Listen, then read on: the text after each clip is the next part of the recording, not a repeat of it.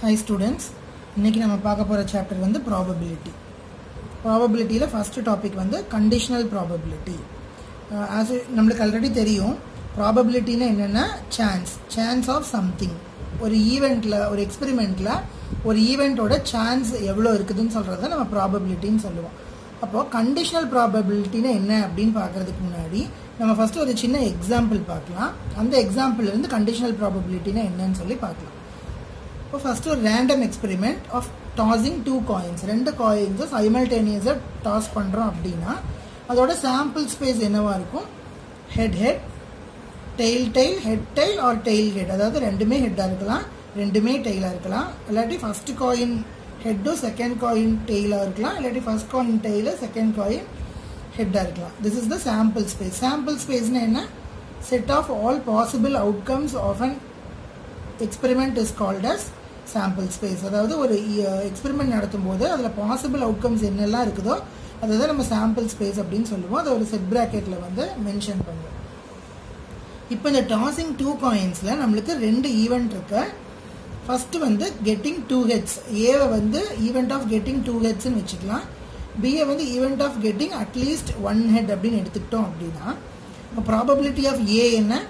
That is getting two heads. அப்ப இதுல two heads இருக்கிறதுக்கு probability என்ன? only one. இது மட்டும் தான் இருக்கு இல்லையா?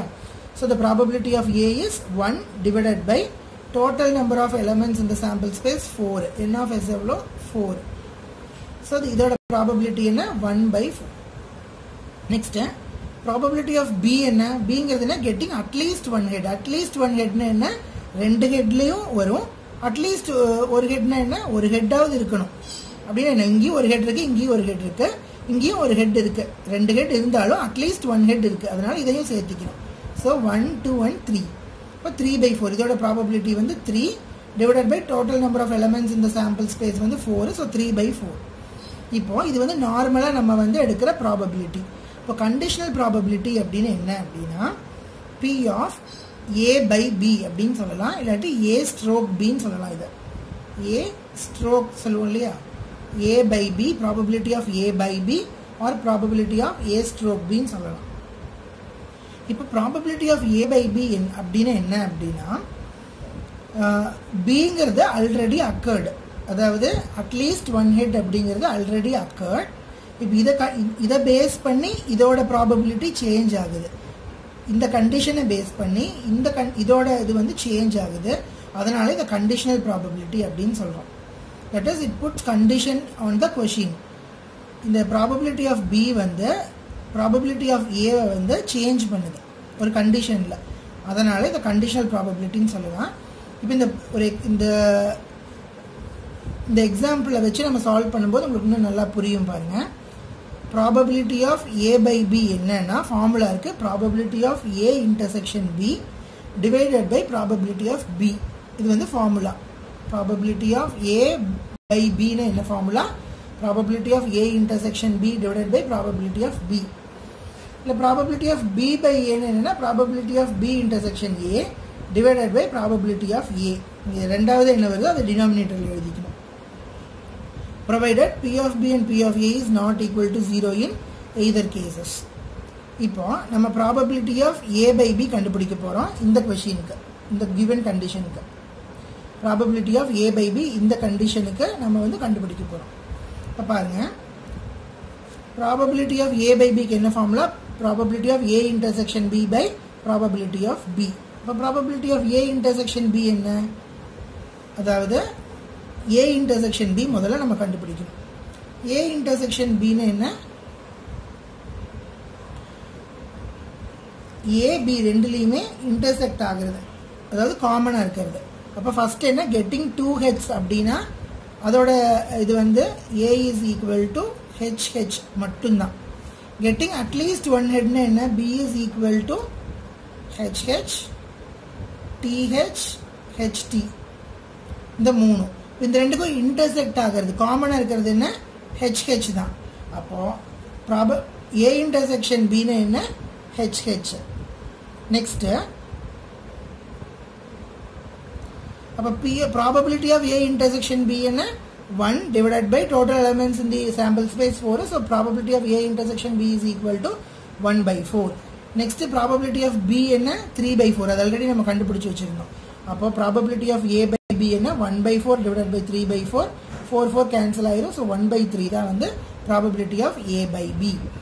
அப்போ இதை நம்ம கான்செப்டுவலா இந்த ஃபார்முலாலாம் இல்லாமல் கான்செப்டுவலாவும் நம்ம வந்து சால்வ் பண்ண முடியும். எப்படின்னா ப்ராபபிலிட்டி ஆஃப் ஏ பை பின்னா என்ன மீனிங் அப்படின்னா அட்லீஸ்ட் 1 ஹெட்டாக இருக்கணும், அதில் 2 ஹெட்ஸ் இருக்கணும்.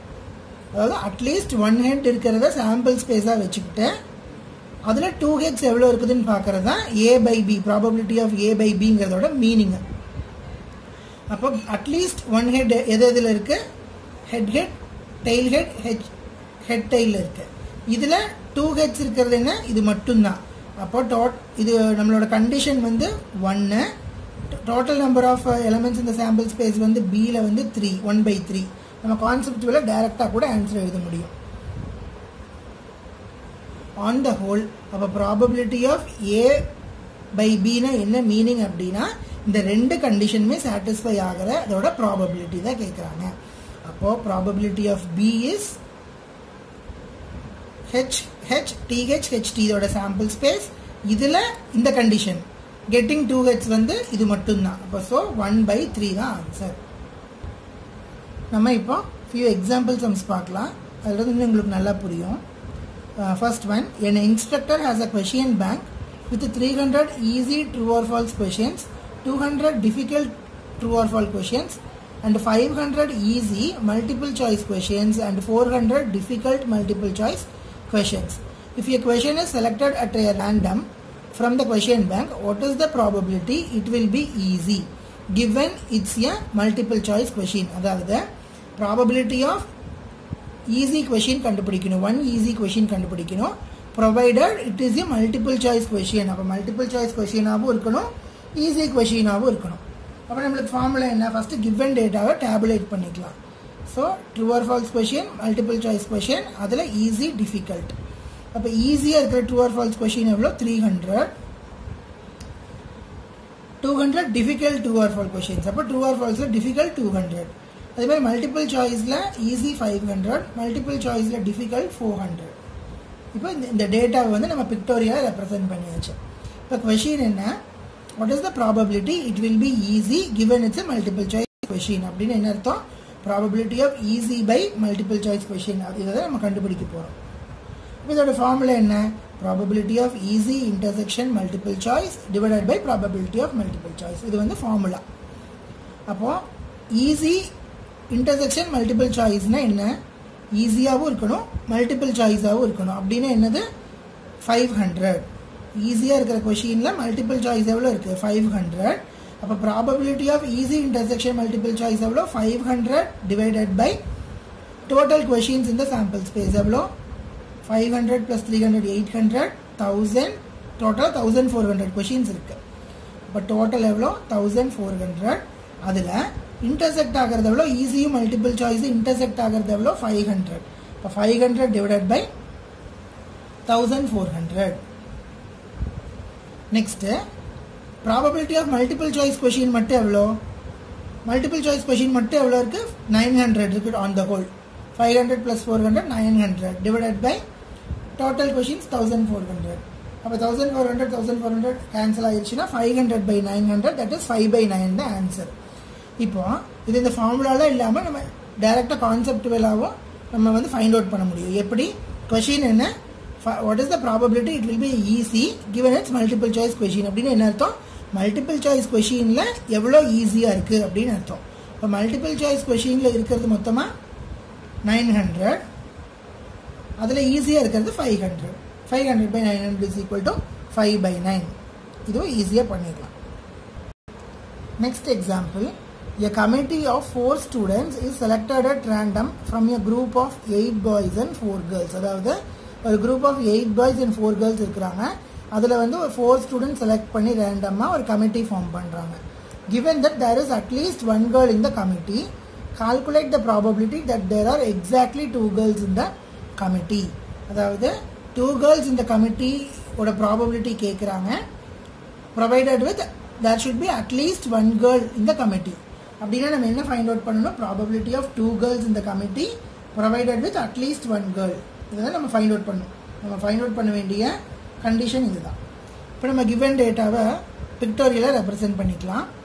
8 boys 4 girls இருக்கிறாங்க. On the whole 12 students. அப்போ இந்த 8 boys 4 girlஸில் 4 ஸ்டூடெண்ட்ஸை ரேண்டமாக செலக்ட் பண்ணுறோம். அதில் கண்டிப்பாக என்ன இருக்கணும், 2 girls இருக்கணும். 2 girls இருக்கிறாங்க அப்படின்னா எக்ஸாக்ட்லி 2 girlsன்னு கொடுத்துருக்காங்க. இப்போ 2 girls, remaining should be 2 boys. இதோட ப்ராபபிலிட்டி தான் நம்ம கண்டுபிடிக்க போகிறோம். இப்போ 2 girls 2 boysோட probability provided with at least 1 girl. இப்போ இதை நம்ம ஃபஸ்ட்டு என்ன பண்ண போகிறோம், first probability of at least 1 girl கண்டுபிடிக்க போகிறோம். இப்போ ப்ராபபிலிட்டி ஆஃப் அட்லீஸ்ட் 1 girl அப்படின்னு என்னென்னா, அட்லீஸ்ட் 1 girlனா என்ன மீனிங்கு, அட்லீஸ்ட் ஒரு கேர்ளாவது இருக்கணும். அப்போ நம்மளுக்கு தெரியும் probability of A is equal to 1 minus probability of not A, complement of ஏன்னு தெரியும். இது ஒரு ஃபார்முலா இருக்கு இல்லையா. அப்போ அட்லீஸ்ட் 1 girl அப்படின்னு என்ன அர்த்தம், 1 minus probability of no girls அப்படின்னு அர்த்தம். ஓகேவா. Probability of at least 1 girl is equal to 1 minus probability of no girls. Probability of no girls என்ன மீனிங்க, எல்லாருமே பாய்ஸ்னு அர்த்தம். அப்போ 1 minus probability of all boys, 1 minus probability of no girls, that is equal to 1 minus probability of all boys. இப்போ probability of all boys கண்டுபிடிச்சி இந்த இடத்துல substitute பண்ண போகிறோம். இப்போ 1 minus probability of all boysனு என்ன அர்த்தம், டோட்டலாக 8 boys இருக்கிறாங்க, அதில் 4 boys செலக்ட் பண்ண போகிறோம். அப்போ காம்பினேஷன்ஸ் நம்ம வந்து இந்த இடத்துல அப்ளை பண்ண போகிறோம். அப்போ 8 boysல 4 boys செலக்ட் பண்ணுறோம் அப்படின்னா 8C4 டிவைடட் பை ப்ராபபிலிட்டிங்கிறதுனால டினாமினேட்டர் என்ன எழுதணும், சாம்பிள் ஸ்பேஸ் எழுதணும் இல்லையா, நம்பர் ஆஃப் எலிமெண்ட்ஸ் இந்த சாம்பிள் ஸ்பேஸு.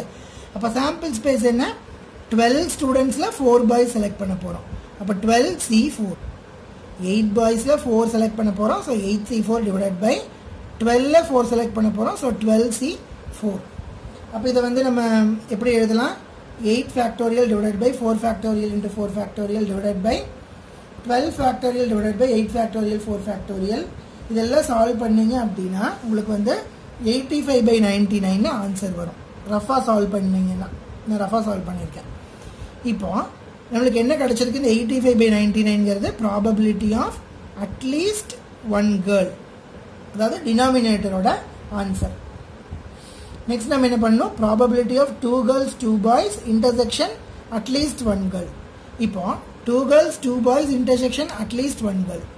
இப்போ 2 girls 2 boys இந்த 4 ஸ்டூடெண்ட்ஸை நம்ம எப்படி வந்து ஸ்ப்ளிட் பண்ணலாம், அட்லீஸ்ட் 1 girlனா 1 girl 3 boysஆக இருக்கலாம், 2 girls 3 boysஆக இருக்கலாம், இல்லாட்டி 3 girls 1 boyஆக இருக்கலாம், இல்லாட்டி 4மே கேர்ள்ஸும் 0 boysஆக இருக்கலாம். இந்த கண்டிஷனுக்கு அட்லீஸ்ட் 1 girlனா. இப்போ 2 girls 2 boys இதில் இன்டர்செக்ட் பண்ணி பாருங்க. 2 girls 2 boys இங்கே இருக்கு. 2 girlஸும் 2 boysஆகவும் இருக்கணும், அட்லீஸ்ட் 1 girlஆகவும் இருக்கணும். அப்போ 2 girls 2 boys தான் வந்து நம்மளோட இன்டர்செக்ஷன். இப்போ இதோட ப்ராபபிலிட்டியை நம்ம கண்டுபிடிக்கணும். இப்போ அதோட ப்ராபபிலிட்டி எப்படி கண்டுபிடிக்கலாம் பாருங்க. 4 கேர்ள்ஸில் 2 கேர்ள்ஸ் செலக்ட் பண்ண போகிறோம். ஸோ 4C2 இன்ட்டு 8 பாய்ஸில் 2 பாய்ஸ் செலக்ட் பண்ண போகிறோம். So 8C2 divided by on the 12 ஸ்டூடெண்ட்ஸில் 4 ஸ்டூடெண்ட்ஸ் செலக்ட் பண்ண போகிறோம், 12C4. இது வந்து நியூமரேட்டரோட ப்ராபபிலிட்டி. புரியுதா, இது எப்படி இன்டர்செக்ஷன் எடுத்தோன்னு சொல்லி அகெயின் சொல்கிறேன். அட்லீஸ்ட் 1 girlஆகவும் இருக்கணும், 2 girls 2 boys இருக்கணும். அப்படின்னா அட்லீஸ்ட் 1 girlோட சாம்பிள் ஸ்பேஸ் வந்து இது 1 girl 3 boy, 2 girl 2 boy, 3 girl 1 boy, 4 girl 0 boy. இந்த அட்லீஸ்ட் 1 girlல 2 girl 2 boy இன்டர்செக்ட் பண்ணோம் அப்படின்னா இது மட்டும்தான் வரும். ஏன்னா இதில் மட்டும்தான் 2 girls இருக்கு, இதில் 2 boys இருக்கு ஆனால் 1 girl தான் இருக்கு, இதில் 2 girls இருக்கு ஆனால் 1 boy தான் இருக்கு. 2 girls 2 boys இருக்கிறது இந்த ஒரு கண்டிஷன் மட்டும்தான். அப்போ 2 girls 2 boysோட ப்ராபபிலிட்டி எழுதுறோம். 2 girls 2 boysோட ப்ராபபிலிட்டி என்னன்னா 4 girlஸில் 2 girls செலக்ட் பண்ணுறோம், 8 boysல 2 boys செலக்ட் பண்ணுறோம், divided by on the whole 12 ஸ்டூடெண்ட்ஸில் 4 ஸ்டூடெண்ட்ஸ் செலக்ட் பண்ணுறோம். இதை சால்வ் பண்ணிங்கன்னா 56/165 வரும். இப்போ இது 56/165 டிவைடட் பை 85/99 போட்டோம்னா நம்மளுக்கு இதை சால்வ் பண்ணிங்கன்னா உங்களுக்கு ஆன்சர் வந்துடும். நெக்ஸ்ட் எக்ஸாம்பிள் பாருங்கள். in a school there are 1000 students, out of which 430 are girls. Out of these 430 girls, 10% of girls study in 12th standard. What is the probability that a student chosen randomly studies in 12th standard given that the chosen student is a girl? அதாவது 12th ஸ்டாண்டர்ட்ல இருந்து ஒரு ஸ்டூடெண்ட்டை select பண்றோம். அதுல select பண்ற student வந்து கேர்ளா இருக்கணும்ங்கிறது condition. அப்ப நம்ம பிக்டோரியல் ரெப்ரசென்ட் பண்ணலாம். 1000 ஸ்டூடெண்ட்ஸ் இருக்காங்க. 1000 ஸ்டூடெண்ட்ஸ்ல 430 கேர்ள்ஸ்னு கொடுத்திருக்காங்க. அப்ப ரிமைனிங் 570 வந்து பாய்ஸ். 430 கேர்ள்ஸ்ல 10% வந்து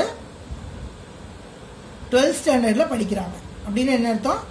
இதுல 10% எவ்வளவு? 43 கேர்ள்ஸ். 43 கேர்ள்ஸ் வந்து 12th ஸ்டாண்டர்ட்ல படிக்கிறாங்க. ரிமைனிங் வந்து அதர் கிளாஸஸ்ல படிப்பாங்க. இப்போ क्वेश्चन என்ன? Find the probability of student in 12th standard provided that it should be a girl. அதாவது 12th ஸ்டாண்டர்ட்ல படிக்கிற ஸ்டூடெண்ட்ஸ்ல கேர்ள் ஸ்டூடெண்டா இருக்கிறதுக்கு என்ன சான்ஸ் அப்படின்னு கேக்குறாங்க.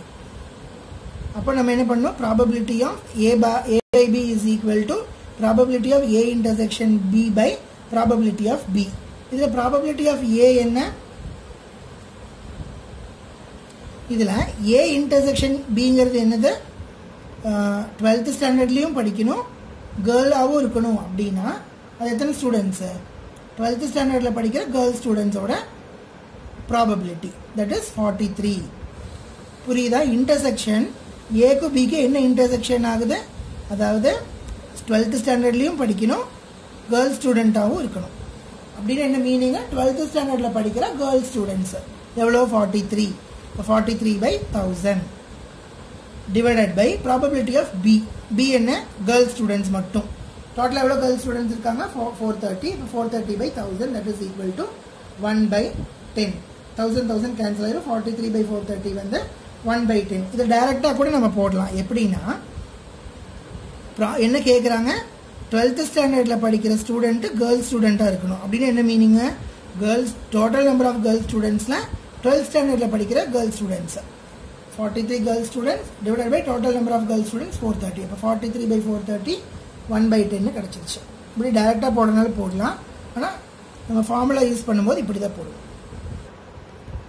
another example பாருங்க.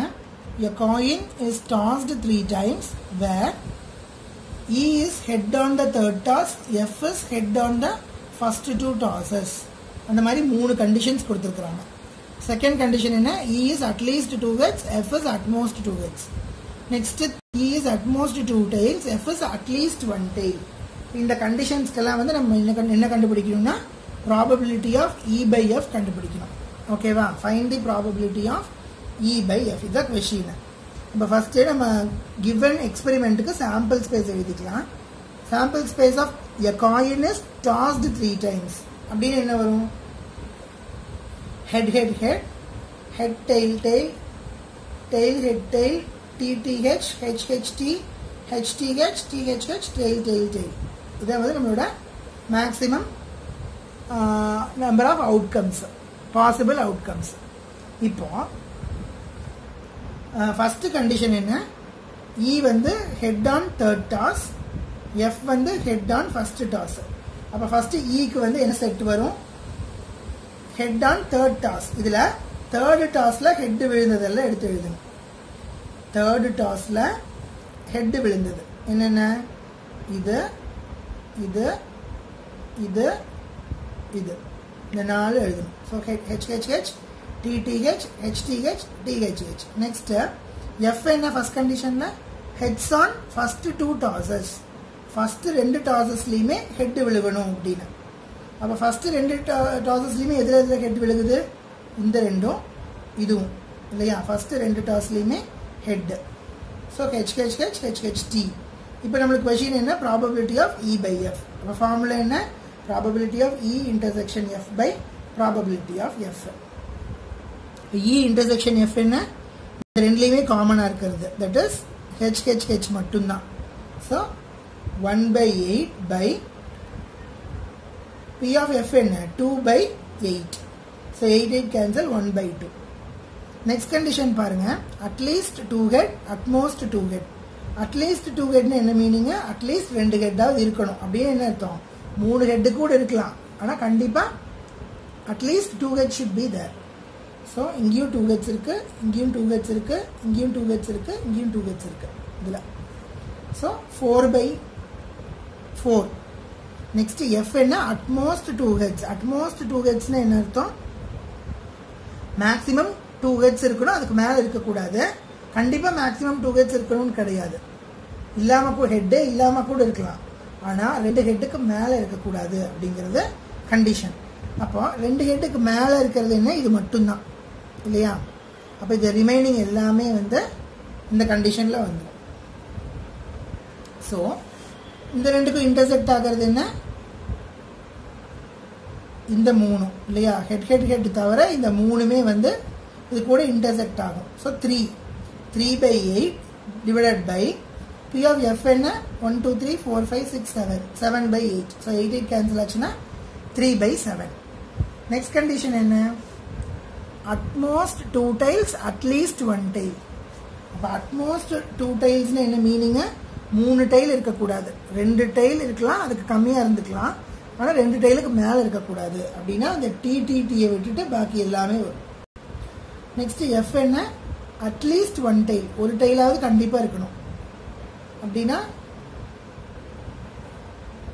எல்லாமே ஹெட்டாக இருக்கிற சான்ஸ் தவிர பாக்கி எல்லாமே வந்துடும் இல்லையா. ஏன்னா இது எல்லாத்துலேயுமே ஒரு டைல் இருக்கு, ஆனால் ஹெச்ஹெச்ஹெச்சில் மட்டும் ஒரு டைல் கூட இல்லை, அதனால் இதை ஒமிட் பண்ணிட்டு பாக்கி எல்லாமே எழுதிடுறோம்.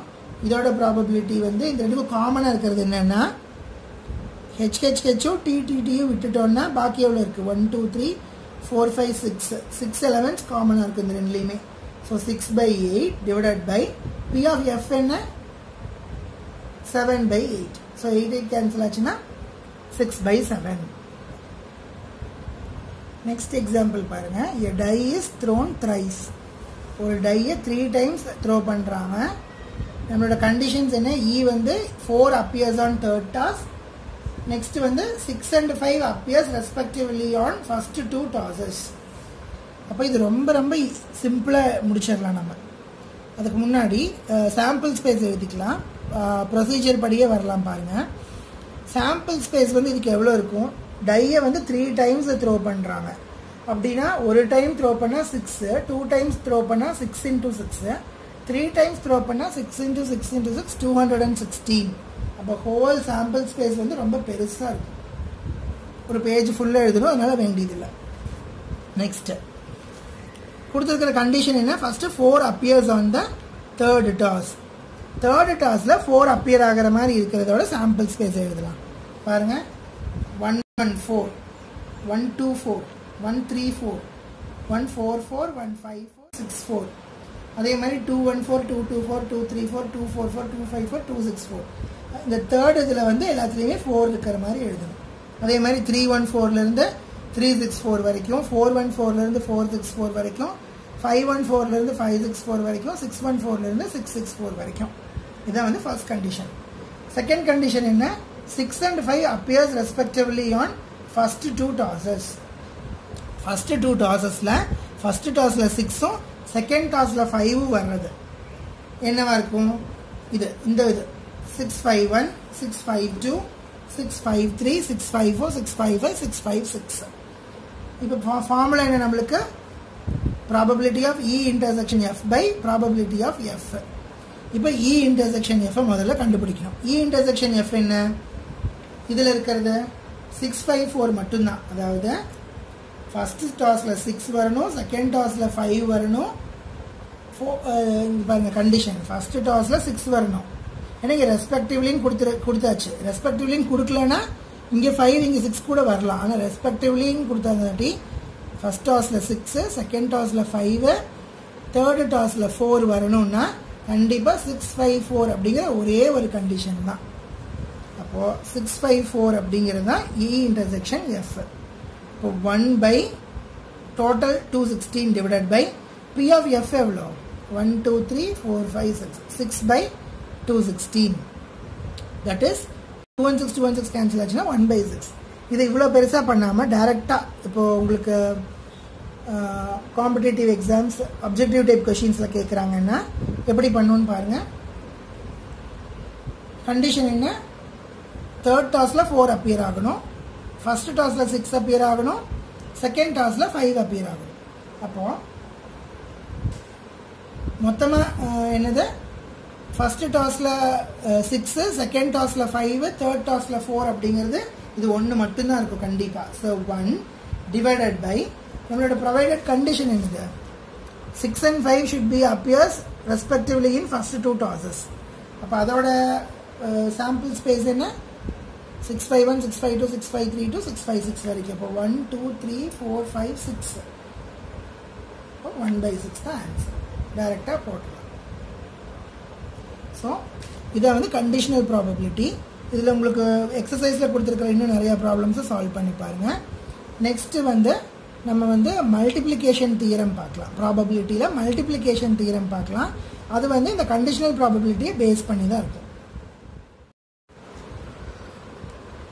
நெக்ஸ்ட் வந்து properties of conditional probabilities. 4 properties இருக்குது இந்த கண்டிஷனல் ப்ராபபிலிட்டிக்கு. அது என்னென்னு பார்க்கலாம். The probability of A by B lies between 0 and 1. அதாவது as usual எல்லா ப்ராபபிலிட்டிஸுமே அதோட வேல்யூஸ் வந்து 0க்கும் 1க்கும் நடுவில் தான் இருக்கும். ஏன் அப்படின்னா நம்ம ப்ராபபிலிட்டின்னு என்ன எழுதுவோம், n of A divided by n of Sன்னு எழுதுவோம். அப்போ சாம்பிள் ஸ்பேஸில் இருக்கிற எலமெண்ட்ஸை விட நியூமரேட்டரில் கம்மியான நம்பர் தான் இருக்கும். அப்போ கண்டிப்பாக பாசிட்டிவ் நம்பராகவும் இருக்கும், it will be less than 1 இருக்கும். So as like all probabilities, conditional probability also lies between 0 and 1. Next, probability of sample space by A is equal to 1. அதாவது probability of sample space by A னா என்ன formula, as usual நம்ம formula அப்படி எப்படி எழுதுவோம், probability of sample space intersection A by probability of A.